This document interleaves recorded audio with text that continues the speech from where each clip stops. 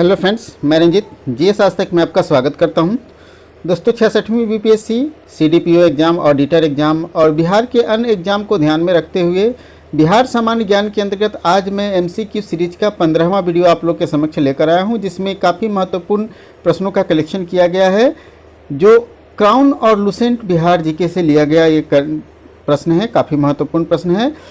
तो ये वीडियो काफ़ी महत्वपूर्ण होने वाला है। वीडियो को अंत तक देखिए। अगर हमारे चैनल पर नए हैं तो इसे सब्सक्राइब कर ले और बेल आइकन का बटन जरूर दबाएं ताकि आने वाले वीडियो का नोटिफिकेशन आपको सबसे पहले मिल जाए। दोस्तों, मैं आपको यह भी बता दूं कि इसका आपको पीडीएफ भी मिल जाएगा। पीडीएफ के लिए जीएस आज तक के नाम से टेलीग्राम ग्रुप है, उस टेलीग्राम ग्रुप को ज्वाइन कर लीजिए, वहाँ पे आपको इसका पीडीएफ भी मिल जाएगा।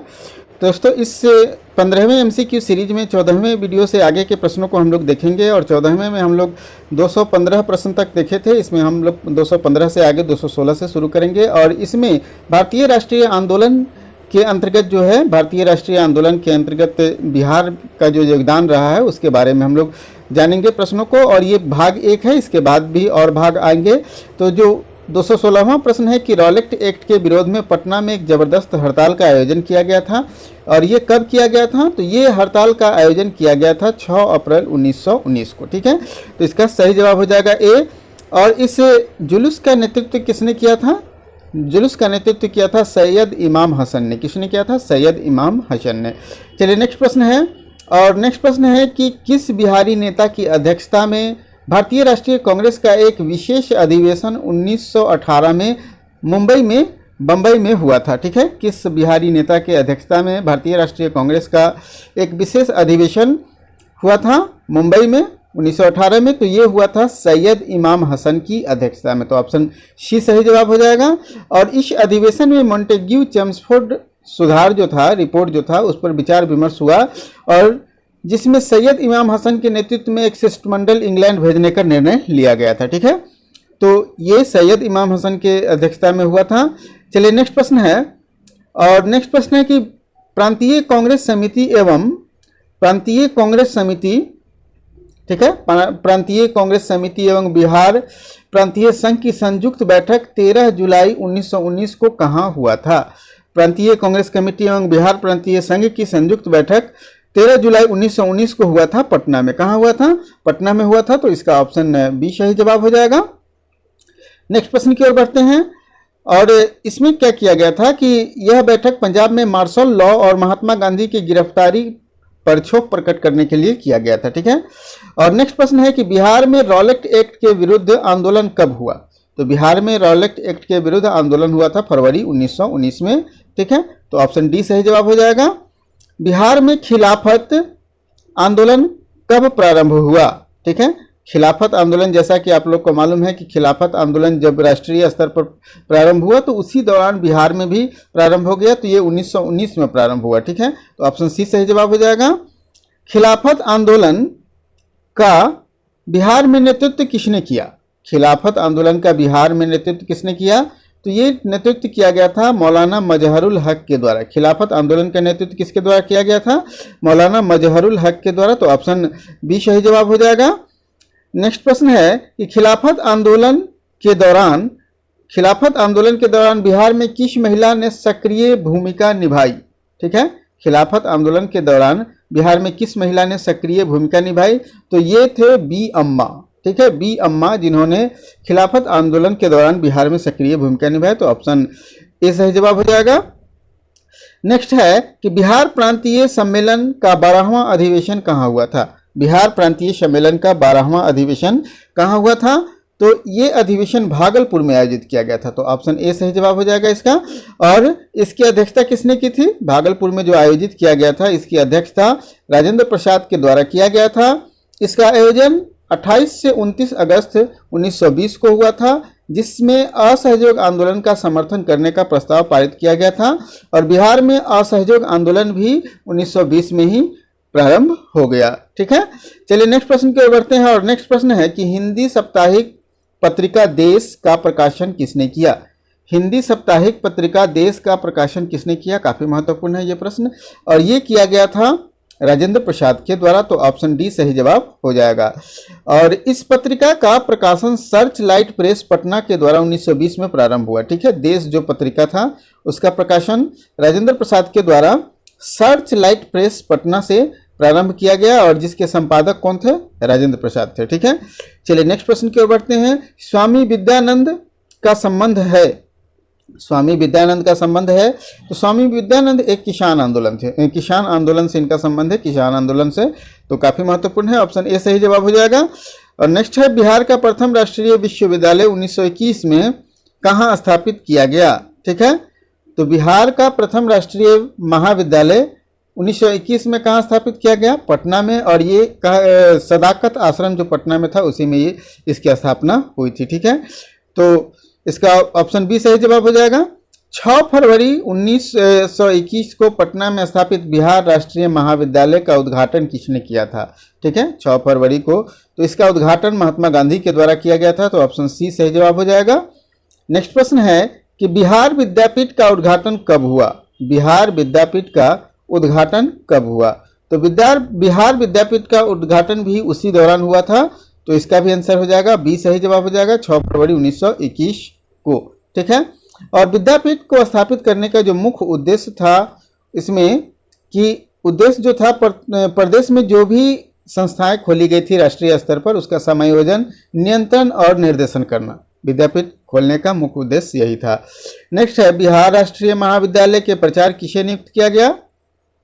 तो बिहार राष्ट्रीय महाविद्यालय के प्रचार राजेंद्र प्रसाद को नियुक्त किया गया था, तो ऑप्शन डी सही जवाब हो जाएगा। नेक्स्ट है कि बिहार राष्ट्रीय महाविद्यालय के प्रथम कुलपति किसे बनाया गया? ठीक है, आप समझ गए हैं कि कुलपति बनाया गया कौन? मजहरुल हक, ऑप्शन ए सही जवाब हो जाएगा। और प्राचार्य मतलब प्रिंसिपल बनाए गए राजेंद्र प्रसाद, तो प्रिंसिपल राजेंद्र प्रसाद और कुलपति कौन बन गए? कुलपति मजहरुल हक बन गए, और उप कुलपति जो है वो ब्रजकिशोर प्रसाद को बनाया गया था। किसे? उप कुलपति ब्रजकिशोर प्रसाद को बनाया गया था। ठीक है, तो अब अच्छी तरह समझ गए हैं।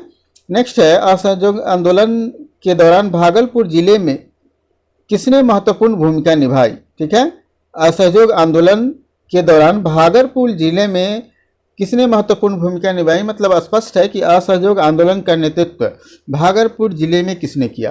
तो ये है दीप नारायण सिंह। ठीक है, दीप नारायण सिंह ने किया था असहयोग आंदोलन का नेतृत्व भागलपुर में। नेक्स्ट प्रश्न है कि मोहम्मद जुबैर ने असहयोग आंदोलन में किस जिला का नेतृत्व किया? ठीक है, मोहम्मद जुबैर ने असहयोग आंदोलन में किस जिले का नेतृत्व किया? तो ये है मुंगेर जिला। जुबैर जी का संबंध कहाँ से है? मोहम्मद जुबैर का मुंगेर जिला से, और इन्होंने मुंगेर जिला में असहयोग आंदोलन का नेतृत्व किया था। ठीक है, चलिए नेक्स्ट है, बिहार में असहयोग आंदोलन के प्रमुख नेता कौन थे? बिहार में असहयोग आंदोलन के अगर पूरे बिहार लेवल की बात करेंगे तो पूरे बिहार लेवल में अगर जाएं तो राजेंद्र प्रसाद और इमाम हसन ये बहुत ही महत्वपूर्ण नेता थे असहयोग आंदोलन के, तो ऑप्शन बी सही जवाब हो जाएगा। नेक्स्ट है, एक सरकारी रिपोर्ट के अनुसार असहयोग आंदोलन कहाँ की स्थिति सबसे दयनीय थी? मतलब असहयोग आंदोलन में सबसे अधिक प्रभावशाली आंदोलन कहाँ का रहा है? तो ये सबसे अधिक प्रभावशाली आंदोलन असहयोग आंदोलन में तिरहुत का रहा है। कहाँ का? तिरहुत का रहा है, तो इसका सी सही जवाब हो जाएगा। और तिरहुत में भी खासकर मुजफ्फरपुर जिले जो है असहयोग आंदोलन से काफ़ी प्रभावित था। ठीक है, खासकर मुजफ्फरपुर जिला जो है वो इसका प्रमुख केंद्र था। ठीक है, तो ऑप्शन सी सही जवाब हो जाएगा। और नेक्स्ट प्रश्न है कि असहयोग आंदोलन के दौरान बिहार में राय साहब की उपाधि लौटा दी एवं अवैतनिक मजिस्ट्रेट पद से इस्तीफा दे दिया। किसने? ठीक है, किसने? असहयोग आंदोलन के दौरान बिहार में किसने राय साहब की उपाधि भी लौटा दी और एक अवैतनिक मजिस्ट्रेट के पद से इस्तीफा भी दे दिया? तो ये थे डॉक्टर राजेंद्र प्रसाद के भ्राता महेंद्र प्रसाद। कौन थे? महेंद्र प्रसाद, तो ऑप्शन बी सही जवाब हो जाएगा। ये राजेंद्र प्रसाद के भाई थे और छपरा नगर पालिका के उपाध्यक्ष थे। ठीक है, महेंद्र प्रसाद जो है वो राजेंद्र प्रसाद के भाई थे और छपरा नगर पालिका के महानगर पालिका के उपाध्यक्ष भी थे। ठीक है, नेक्स्ट है, मोहम्मद शफी ने बिहार के किस जिले से असहयोग आंदोलन का नेतृत्व किया? मोहम्मद शफी ने बिहार के किस जिले से असहयोग आंदोलन का नेतृत्व किया? तो ये किया था मुजफ्फरपुर से। ऑप्शन सी सही जवाब हो जाएगा, मुजफ्फरपुर से, जो काफ़ी प्रमुख केंद्र था। चलिए नेक्स्ट प्रश्न है कि असहयोग आंदोलन के दौरान बिहार प्रांत में तिलक स्वराज फंड में कितनी राशि एकत्र करना था, मतलब टारगेट क्या दिया गया था, कितनी राशि एकत्र करने का टारगेट दिया गया था। तो ये था 9,42,000 रुपये ये तिलक फंड में इकट्ठा करना था। ठीक है, असहयोग आंदोलन के दौरान, जैसा कि आप लोग को मालूम है कि असहयोग आंदोलन के दौरान ही बाल गंगाधर तिलक की मृत्यु हो गई थी, तो इसी के लिए एक फंड बनाया गया था तिलक स्वराज फंड, जिसमें बिहार से कितना चंदा इकट्ठा करना था, 9,42,000 रुपये। ठीक है, बिहार में तिलक स्वराज फंड के अंतर्गत कितनी धनराशि इकट्ठा हुई। ठीक है, कितनी धनराशि इकट्ठा हुई, 9,42,000 तो टारगेट था, लेकिन इकट्ठा हो पाया 7,50,000। ठीक है, कितना इकट्ठा हो पाया, 7,50,000। तो ऑप्शन सी सही जवाब हो जाएगा। मदरलैंड नामक अखबार का प्रकाशन किसने किया, मदरलैंड नामक अखबार का प्रकाशन किसने किया। तो मदरलैंड अखबार का प्रकाशन जो है वो मजहरुल हक के द्वारा सदाकत आश्रम से ही किया जाता था। ठीक है, तो ऑप्शन इसका डी सही जवाब हो जाएगा। मजहरुल हक ने 30 सितंबर 1921 को सदाकत आश्रम से मदरलैंड का प्रकाशन किया। ठीक है, 30 सितंबर 1921 को प्रारंभ किया ये सदाकत आश्रम से ही मदरलैंड का प्रकाशन। ठीक है, चलिए नेक्स्ट है, बिहार में 1921 में स्वराज सभा की स्थापना हुई, कहाँ हुई, बिहार में 1921 में स्वराज सभा की स्थापना हुआ था गया में, कहाँ हुआ था, गया में। तो ऑप्शन ए सही जवाब हो जाएगा। नेक्स्ट है, बिहार के किस नगर में 1921 में नगरपालिका चुनाव में सभी मत असहयोगियों को मिले थे। ठीक है, असहयोग आंदोलन से जुड़े व्यक्तियों को सभी मत मिले नगरपालिका चुनाव में, तो ये मुजफ्फरपुर में मिला था। ठीक है, ऑप्शन ए सही जवाब हो जाएगा। नेक्स्ट है, अगस्त 1921 की बिहार यात्रा के दौरान गांधी जी को किस जगह के नागरिकों ने अभिनंदन पत्र प्रदान किया था। ठीक है, अगस्त 1921 की बिहार यात्रा के दौरान गांधी जी को किस जगह की नागरिकों ने अभिनंदन पत्र प्रदान किया था। तो ये प्रदान किया गया था बिहार शरीफ के लोगों के द्वारा। तो ऑप्शन सी सही जवाब हो जाएगा। ठीक है, नेक्स्ट है, सत्यनारायण लाल संबंधित हैं, सत्यनारायण लाल जो है वो कहाँ से संबंधित है। तो सत्यनारायण लाल का संबंध जो है वो कहाँ से है, बक्सर से है। सत्यनारायण लाल का संबंध कहाँ से है, बक्सर से है। तो ऑप्शन ए सही जवाब हो जाएगा। नेक्स्ट है, असहयोग आंदोलन के दौरान बिहार में कहाँ विदेशी वस्त्र बहिष्कार कार्यक्रम सबसे ज़्यादा सफल रहा। ठीक है, असहयोग आंदोलन में जैसा कि आप लोग को मालूम है कि विदेशी वस्त्रों के बहिष्कार का भी आंदोलन चलाया गया, तो ये सबसे ज़्यादा प्रभावी रहा भागलपुर में। इसलिए ज़्यादा प्रभावी रहा क्योंकि भागलपुर जो था उस समय कपड़ा का प्रमुख केंद्र था, कपड़ा उत्पादन से लेकर के वितरण तक का एक प्रमुख केंद्र था, इसीलिए सबसे ज़्यादा प्रभावशाली कौन रहा, भागलपुर रहा है। चलिए नेक्स्ट प्रश्न की ओर बढ़ते हैं, और नेक्स्ट प्रश्न है कि असहयोग आंदोलन के दौरान प्रिंस ऑफ वेल्स पटना की यात्रा पर कब आए। प्रिंस ऑफ वेल्स पटना की यात्रा पर कब हुई है इनकी, असहयोग आंदोलन के दौरान। तो ये इनकी यात्रा जो है वो हुई है 22 से 23 दिसंबर 1921 को। कब हुई है, 22 से 23 दिसंबर 1921 को इनकी यात्रा हुई है असहयोग आंदोलन के दौरान। चलिए नेक्स्ट है, बिहार में कौमिक सेवक दल की स्थापना कब हुई। ठीक है, बिहार में कौमिक सेवक दल की स्थापना कब हुई। तो जैसा कि आप लोग को मालूम है कि कौमिक सेवक दल जो है इसकी स्थापना सद्भावना स्थापित करने के लिए किया गया था, और इसकी स्थापना 27 नवंबर 1921 को हुआ था। ठीक है, कब हुआ था, 27 नवंबर 1921 को हुआ था कौमिक सेवक दल की स्थापना। और इसकी स्थापना जो है प्रांतीय कांग्रेस कमेटी ने की थी। किसने किया था, प्रांतीय कांग्रेस कमेटी ने, और इसका उद्देश्य जो था शांति कायम करना था, क्योंकि असहयोग आंदोलन का ये समय था और इस समय असहयोग आंदोलन काफ़ी उग्र हो गया था। ठीक है, बिहार में भी उग्र हो गया था।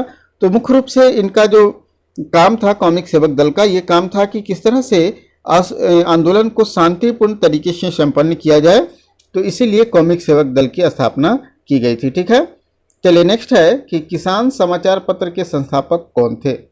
किसान समाचार पत्र के संस्थापक कौन थे, तो इसका सही जवाब हो जाएगा स्वामी विद्यानंद।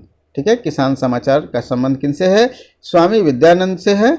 तो ऑप्शन इसका सी सही जवाब हो जाएगा। और किसान यह समाचार पत्र जो है बिहार बंधु प्रेस मुजफ्फरपुर से निकलता था। किसान समाचार पत्र जो है वो कहाँ से निकलता था?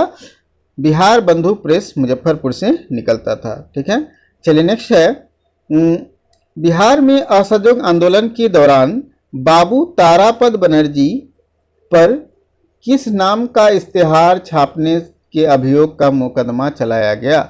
बिहार में असहयोग आंदोलन के दौरान बाबू तारापद बनर्जी पर किस नाम से इश्तेहार छापते थे जिसके कारण इन पर मुकदमा चलाया गया? तो ये सही ऑप्शन हो जाएगा विदेशिया। ठीक है, विदेशिया नाम से इन्होंने एक इश्तेहार छापा था जिसके कारण इन पर आंदोलन केस चलाया गया, अभियोग चलाया गया, मुकदमे चलाया गया। ठीक है, और ये तारापद बनर्जी जो थे वो कहाँ के थे? रहने वाले दरभंगा के रहने वाले थे। ठीक है, चलिए नेक्स्ट प्रश्न है, बिहार का कौन सा जिला असहयोग आंदोलन का सबसे बड़ा केंद्र था? ठीक है, असहयोग आंदोलन का सबसे बड़ा अगर कोई केंद्र था बिहार का जिला तो वो था मुजफ्फरपुर। ठीक है, ऑप्शन डी सही जवाब हो जाएगा। खिलाफत आंदोलन के दौरान भी सबसे बड़ा केंद्र था और असहयोग आंदोलन के दौरान भी ये सबसे बड़ा केंद्र था। ठीक है, अब नेक्स्ट एंड लास्ट प्रश्न है कि बिहार में कहाँ 1922 में झंडा से संबंधित विवाद हुआ था? ठीक है, झंडा से संबंधित 1922 में कहाँ विवाद हुआ था? तो ये विवाद हुआ था भागलपुर में। ठीक है, ऑप्शन बी सही जवाब हो जाएगा। दोस्तों, हमें पूरी उम्मीद है कि ये वीडियो आपको पसंद आया होगा और वीडियो आगे भी जारी रहेगा। बहुत जल्द आपको 16वां वीडियो मिलेगा। ठीक है, और अभी तक आपने हमारे चैनल को सब्सक्राइब नहीं किया है तो सब्सक्राइब कर लीजिए और इस टेलीग्राम ग्रुप को जरूर ज्वाइन कर लीजिए। यहीं पे जो भी मटेरियल और PDF है वो प्रोवाइड कराए जाते हैं और साथ साथ हमारे फेसबुक पेज को भी आप जरूर लाइक कीजिए।